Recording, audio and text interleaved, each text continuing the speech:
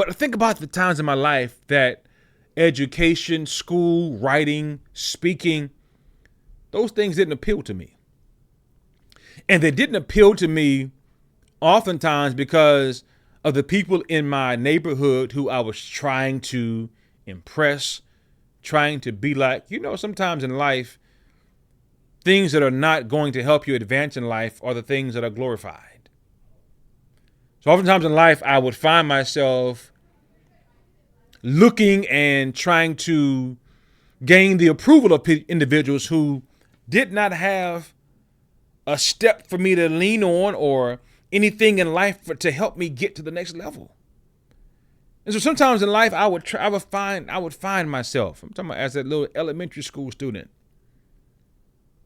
My attention would be taken by the guy down the street who had the big bass music in the trunk. He had big rims on his car, and I'm saying to myself, "Wow, is reading a book gonna help me get that?" Nah, well, I don't know.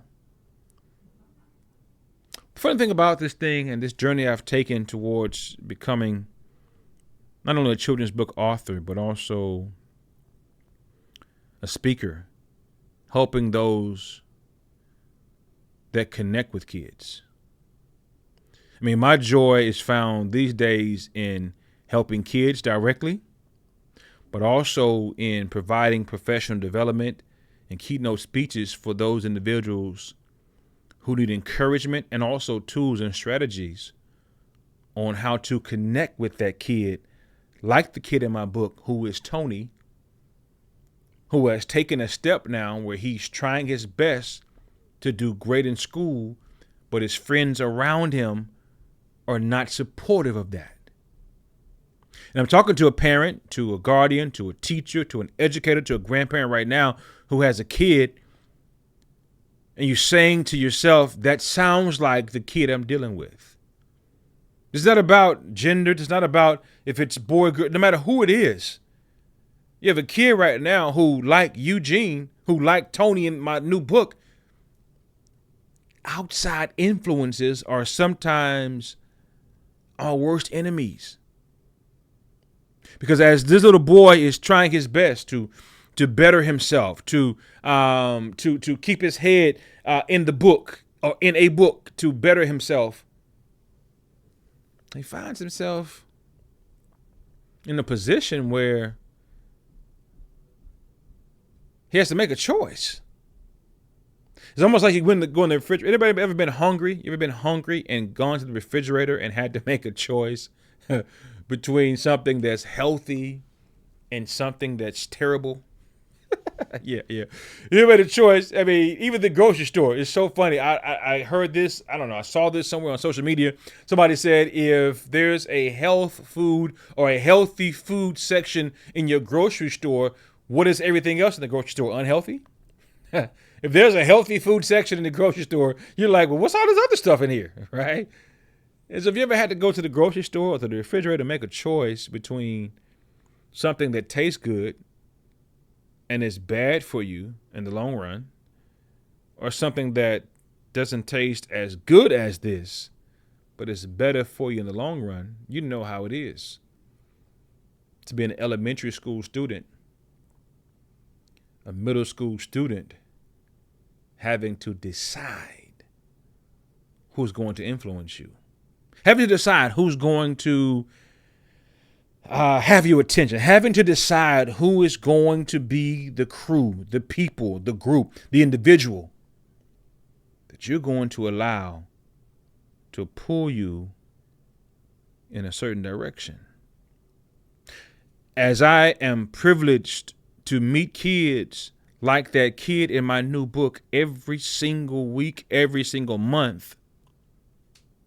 And I also have an opportunity to meet kids on the other side who are on that bus with Tony, who are trying, because it's interesting because oftentimes we talk about the Tony, forgetting that on the other side, the bully or the crowd needs an opportunity to do better as well.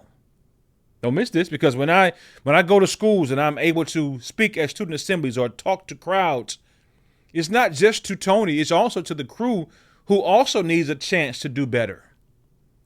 the bully who also needs a chance to put down bullying and learn that there's a better way to handle their emotions, to handle their trauma, to handle, because oftentimes we find individuals who are the bullies are dealing with something. Yeah.